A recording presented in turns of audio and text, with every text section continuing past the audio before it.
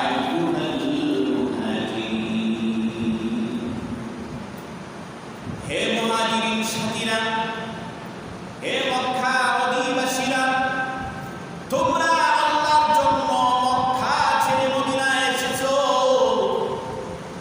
আমিও মক্কা ছেড়ে মদিনায় এসেছি একমাত্র আল্লাহ পাকের সন্তুষ্টির জন্য।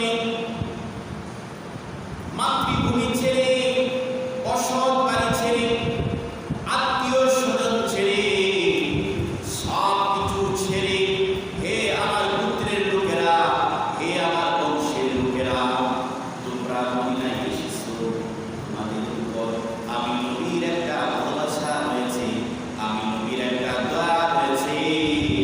আমি নবী তোমাদেরকে বলতেছি, তোমরা যদি 5টি কবিরা গুনাহ থেকে বেঁচে থাকো, তোমরা যদি 5টি কবিরা গুনাহ থেকে বেঁচে থাকো, তাহলে তোমরা দুনিয়াতেও কামিয়াবি, আখিরাতেও কামিয়াবি। এই 5টা গুনাহ থেকে বেঁচে থাকা শুধু তোমাদের মধ্যে সীমাবদ্ধ নয়। আমার উম্মতের নারী পুরুষ, আমার উম্মতের যুবক যুবতী, আমার উম্মতের বৃদ্ধ বৃদ্ধা, আমার উম্মতের চাকরিজীবী, আমার উম্মতের ব্যবসায়ী, আমার উম্মতের কৃষক, এক কথায় আমার যত উম্মত আছে সমস্ত উম্মতগুলো এই 5টা কবিরা গুনাহ থেকে বেঁচে থাকবা। যদি 5টা কবিরা গুনাহ থেকে বেঁচে থাকো, তাহলে সমাজের মধ্যে, রাষ্ট্রের মধ্যে আল্লাহ পাকের পক্ষ থেকে কোনো উপদ্রব বর্ষিত হবে না। শুধু রহমত আর রহমত আল্লাহ পাকের পক্ষ থেকে বর্ষিত হবে। এই 5টা কবিরা গুনাহ, 5টা কবিরা গুনাহ যদি সমাজের মধ্যে, রাষ্ট্রের মধ্যে প্রকাশ পায়, তাহলে এর ফল, এর আযাব বড় কঠিন, এর আযাব বড় মারাত্মক। 1 নম্বর কবিরা গুনাহ হলো বেহায়াপনা, বেলাল্লাপনা, অশ্লীলতা। সমাজের মধ্যে বেহায়াপনা, বেলাল্লাপনা, অশ্লীলতা আছে নাই? ভরপুর হয়ে গিয়েছে। সমাজের মধ্যে বেহায়াপনা, বেলাল্লাপনা, অশ্লীলতা ভরপুর হয়ে গিয়েছে। আল্লাহ নবী বিশ্বনবী বলেন, যদি সমাজের মধ্যে বেহায়াপনা, বেলাল্লাপনা যদি প্রকাশ পায়, তাহলে আল্লাহ পাকের পক্ষ থেকে তোমাদের উপর 2টা গজব বর্ষিত হবে। কয়টি গজব বর্ষিত হবে? 2টি গজব বর্ষিত হবে। আল্লাহ নবী বিশ্বনবী এই অশ্লীলতার ব্যাপারে আল্লাহ নবী বিশ্বনবী বলেন, নিসাউন কাসিয়াতুন আরিয়াতুন। সবচেয়ে বড় বেহায়াপনা, বেলাল্লাপনাটা এটা নারীদের মধ্যে বিরাজমান করছে নাকি না? নারীদের মধ্যে বেহায়াপনা, বেলাল্লাপনার কারণে আল্লাহ পাকের পক্ষ থেকে গজব বর্ষিত হবে। কয়টা? 2টা। আজ থেকে 20 বছর আগের চিত্র যদি আমরা লক্ষ্য করি, আজ থেকে 20 বছর আগে যদি আমরা লক্ষ্য করি, তাহলে সমাজের মধ্যে আমরা দেখতে পাইতাম হিন্দু মহিলারাও যদি রাস্তা দিয়ে হেঁটে যাইত, তারা এমন ভাবে ঘোমটা দিয়ে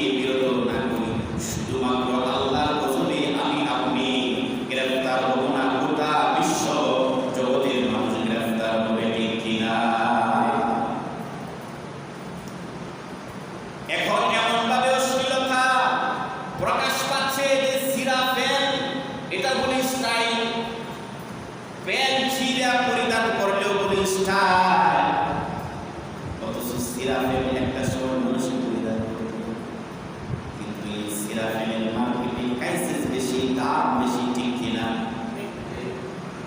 তাহলে এক নম্বর কবিরা গুনাহ কি? বেহায়াপনা, বেলাল্লাপনা, অশ্লীলতা। আল্লাহর নবী বিশ্বনবী বলেন নিসাউন কাসিয়াতুন আরিয়াতুন, মহিলারা এমন কাপড় পরিধান করবে যে কাপড় পরার পর তারা লম্ব, যে কাপড় পরিধান করার পর তারা লম্ব, পর্দা করবে, বুকরা পরিধান করবে, কিন্তু বুকরা পরার পরে যদি মুখ খোলা থাকে তাহলে পর্দা কোথায় রইল? এমনটাই বুকরা পরবে, শরীর ঘড়ি দূর থেকে উপলব্ধি করা যাবে, ঠিক কিনা? তাহলে এরকম অশ্লীলতা, বেহায়াপনা আর বেলাল্লাপনার প্রতিবাদ করতে হবে না, হবে না? যদি না করি আল্লাহর রাসূল ১,৫০০ বছর আগে ভবিষ্যৎবাণী নিয়ে গিয়েছে। এক নম্বর বছর হলো মহামারী, এক নম্বর বছর হলো মহামারী, দ্বিতীয় নম্বর বছর হলো নতুন নতুন রোগের আবিষ্কার। আমরা যদি ২০২০-২০ দিকে লক্ষ্য করি, আল্লাহ পাক গোটা জাতিকে মহামারী দিয়ে ক্লোজ করে নিয়েছেন, ঠিক কিনা? করোনা নামক মহামারী দিয়েছে, গোটা বিশ্ব জগতের মানুষগুলোকে আল্লাহ ক্লোজ করে নিয়েছেন, ঘর থেকে বের হতে পারবে না। কেন? যখন সমাজের মধ্যে অশ্লীলতা, বেহায়াপনা বেড়ে যাবে, আল্লাহ পাক এক নম্বর গজব মহামারী দিবে, দ্বিতীয় নম্বর গজব আল্লাহ তাআলা নতুন নতুন রোগের আবিষ্কার করে দিবে। আজ থেকে ২০ বছর আগে যেই সমস্ত রোগের কোনো নাম নিশানা ছিল না, যেই সমস্ত রোগ ব্যাপারে আমাদের কোনো জানাই ছিল না, এমন এমন রোগ প্রকাশ পাইতেছে না, পাইতেছে না। কিডনি নষ্ট হয়ে যায়, কিডনি পরিবর্তন করা যায়, হার্ট অ্যাটাক হয়ে যায়, ব্লাড ক্যান্সার হয়ে যায়, বিভিন্ন রকমের রোগের আবিষ্কার হচ্ছে। তার একটাই কারণ, আমাদের সমাজের মধ্যে কবিরা গুনাহ, বেহায়াপনা, বেলাল্লাপনা, অশ্লীলতা বেড়ে যাওয়ার কারণে আল্লাহ পাকের পক্ষ থেকে ২টা গজব। এক নম্বর গজব হলো মহামারী, দ্বিতীয় নম্বর গজব হলো নতুন রোগ। দ্বিতীয় নম্বর কবিরা গুনাহ, দ্বিতীয় নম্বর কবিরা গুনাহ আল্লাহ নবী বলেন ওয়ালাম ইয়ানকুসুল মিকিয়াল ওয়াল মিজান, ওয়ালাম ইয়ানকুসুল মিকিয়াল ওয়াল মিজান। দ্বিতীয় নম্বর কবিরা গুনাহ হলো ব্যবসায়ী অসৎ হয়ে যাওয়া। যারা ব্যবসা করে তারা অসৎ হয়ে যাবে, তারা ওজনে কম দিবে, সিন্ডিকেট করবে, মালের ক্রাইসিস বাড়িয়ে দিবে, মাল স্টক করে সমাজের মধ্যে, রাষ্ট্রের মধ্যে বলবে মাল নাই। মিথ্যা কথা বলবে, অথচ একটা মিথ্যা কথার জন্য ৭,০০০ বছর জাহান্নামের আগুনে জ্বলতে হবে। এই মিথ্যা কথা আমাদের পানিবাদ হয়ে গেছে। ইন্টারনেট, মোবাইল যুগ এমন একটা যুগ হয়ে গিয়েছে, যদি থাকি ঘরে তাহলে ফোন করে বলি আমি আছি শহরে, ঠিক কিনা? যদি থাকি বাজারে ফোন করে বলি আমি আছি অমুক জায়গায়। অথচ একটা মিথ্যা কথার জন্য কয় হাজার বছর জাহান্নামের আগুনে জ্বলতে হবে, ৭,০০০ বছর আগুনে জ্বলতে হবে। এই মিথ্যা কথা আমাদের মধ্যে থেকে প্রকাশ পায় না, পায় না। ওয়ালাম ইয়ানকুসুল মিকিয়াল ওয়াল মিজান। দ্বিতীয় নম্বর কবিরা গুনাহ হলো ব্যবসায়ী অসৎ হয়ে যাওয়া।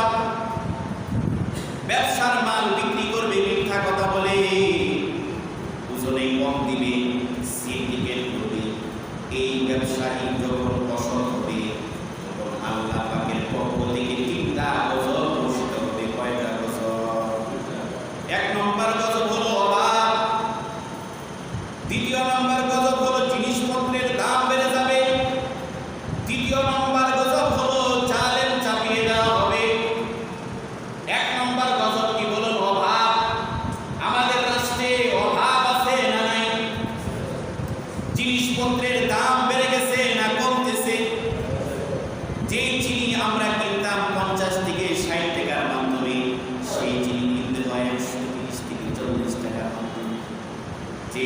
কিনতাম আমরা 110 বা 90 টাকার মাধ্যমে, এই তৈরি কিনতে হয় আমাদের 180 বা 90 টাকার মাধ্যমে কেনা। তাহলে 1 নম্বর গজব হলো অভাব বেড়ে যাবে। 2 নম্বর গজব হলো জিনিসপত্রের দাম বেড়ে যাবে। 3 নম্বর গজব হলো জালেম চাপিয়ে দেওয়া হবে, শাসক জালেম হয়ে যাবে। তার কারণ কি? তার কারণ হলো ব্যবসায়ী যখন অসৎ হয়ে যাবে 3টা গজব বর্ষিত হবে। 1 নম্বর অভাব, 2 নম্বর জিনিসপত্রের দাম বেড়ে যাবে, 3 নম্বর হলো জালেম চাপিয়ে দেওয়া হবে। 3 নম্বর কবিরা গুনাহ হলো যাকাত দেওয়া বন্ধ করে দেওয়া, যাকাত না দেওয়া। কিন্তু যারা যাকাত দিবে তারাও হিসাব করে যাকাত দেয় না, মন যা চায় তাই দিয়ে দেয়। যাকাত বন্ধ করে দেওয়া একটা কবিরা গুনাহ। সমাজের মধ্যে এক শ্রেণীর মানুষ যাকাত দেয়, হিসাব করে দেয় না, যদিও দেয়। যারা দিতে চায় তারা পত্রিকায় বিজ্ঞাপন দিয়ে দেয়, ইন্টারনেটে জানিয়ে দেয়, স্ট্যাটাস দিয়ে দেয়, অমুক জায়গায় অমুক লোক এতটার সময় যাকাতের মাল দিবে। কিন্তু ওই সময়ের চিত্র দেখা যায় একটা লঙ্গির জন্য, একটা শাড়ির জন্য মানুষের নাই এমন একটা পর্যায়ে হয়ে যায় যে মানুষের জীবন পর্যন্ত খরচ হয়ে যায়। ঠিক কিনা? যাকাত যারা না দিবে কবিরা গুনাহ। কবিরা গুনার জন্য আল্লাহ পাকের পক্ষ থেকে একটি গজব বর্ষিত হবে। যাকাত যারা আদায় করবে না, কবিরা গুনাহ করবে, ওই কবিরা গুনার জন্য সমাজের মধ্যে, রাষ্ট্রের মধ্যে, পৃথিবীর মধ্যে আল্লাহ পাকের পক্ষ থেকে একটি গজব বর্ষিত হবে। সেই গজবটা হলো বৃষ্টি হবে না। আল্লাহ পাকের পক্ষ থেকে গজব হলো বৃষ্টি হবে না। যদি প্রশ্ন করেন বৃষ্টি তো হচ্ছে, এই বৃষ্টি আমার জন্য আপনার জন্য নয়, এই বৃষ্টি ওই সমস্ত মাখলুকের জন্য। জমিনের মধ্যে আরো আল্লাহ তাআলার কিছু মাখলুক আছে, যেই মাখলুকের জন্য আল্লাহ তাআলা বৃষ্টি দেয়। জমিনের নিচেও কিছু কীট পতঙ্গ আছে, পশু পাখি আছে, কবুতর আছে, গবাদি পশু আছে। ওই সমস্ত পশুর জন্য আল্লাহ তাআলা বৃষ্টি বর্ষণ করে। পয়গম্বর মুসা আলাইহিস সালাতু ওয়াস সালাম আল্লাহকে ডাক দিয়ে বললেন, ও রব্বে কারীম, আপনি যখন খুশি হন তখন কি করেন? আল্লাহ বলেন, আমি যখন খুশি হই তখন রাতের বেলায় বৃষ্টি দেই। আল্লাহ বলেন, আমি যখন খুশি হই তখন রাতের বেলায় বৃষ্টি দেই। দিনটাকে সুন্দর করে দেই, যাতে দিনের বেলায় মানুষের কাজকর্ম করতে পারে, সুন্দরভাবে চলতে পারে।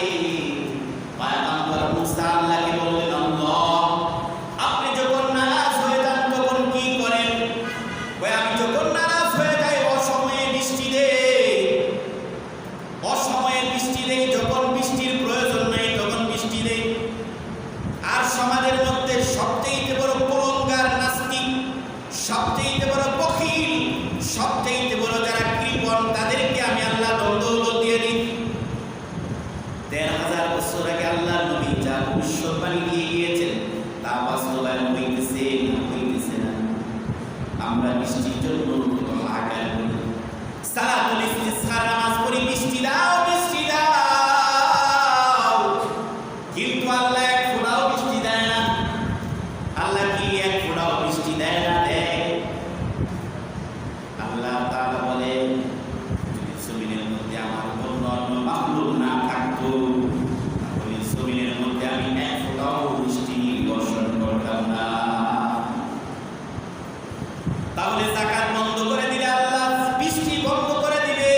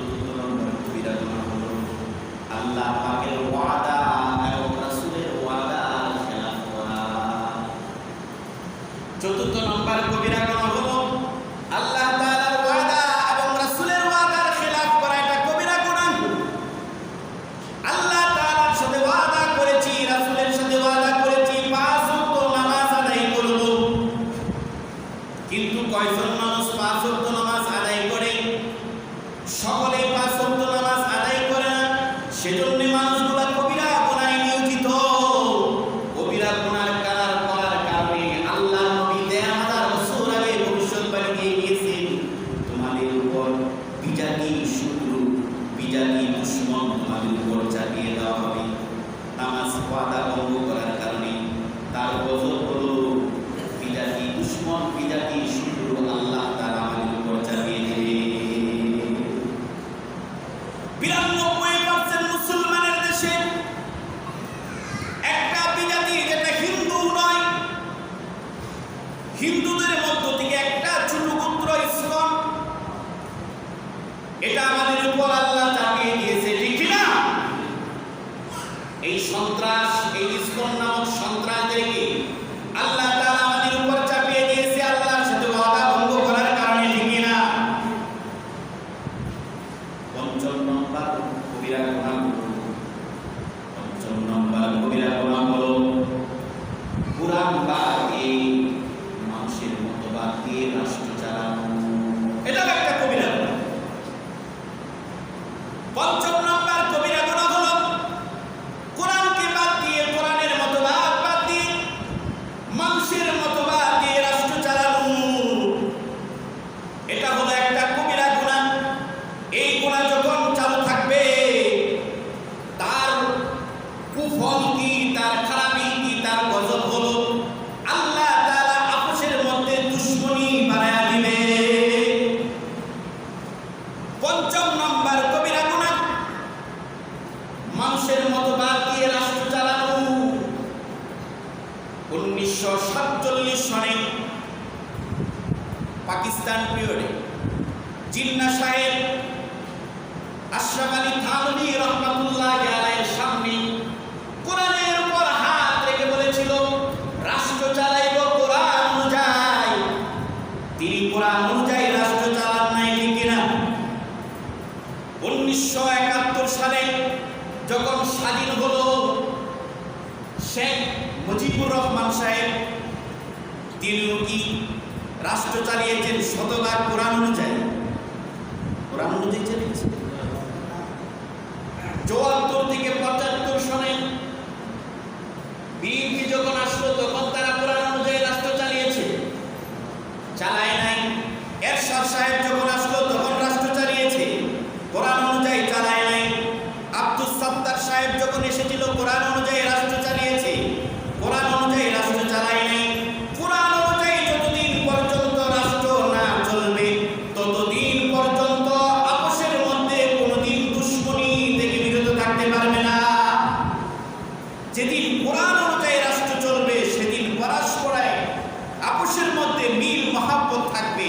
যদি কোরআন ছাড়া রাষ্ট্র চালায় মানুষের মতবাদ দিয়ে, একদল ক্ষমতায় আসলে আরেক দল পালায়, ঠিক না? একদল ক্ষমতার চেয়ারে বসে আরেক দল পালানোর জন্য রাস্তা খুঁজে। যতদিন পর্যন্ত কোরআন অনুযায়ী রাষ্ট্র না চালাইবে ততদিন পর্যন্ত সমাজের মধ্যে শান্তি আসবে না। সেজন্য আল্লাহর নবী বিশ্বনবী ১৫০০ বছর আগে বলে গিয়েছেন ৫টি কবিরা গুনাহ। ১ নম্বর কবিরা গুনাহ হলো বেহায়াপনা, বেলাল্লাহপনা যদি থাকে তাহলে সমাজের মধ্যে আল্লাহ পাকের পক্ষ থেকে গজব কি আসবে? কি গজব আসবে? মহামারী এবং নতুন রূপ। ২য় নম্বর হলো কবিরা গুনাহ যদি মানুষের ব্যবসায়ীর মধ্যে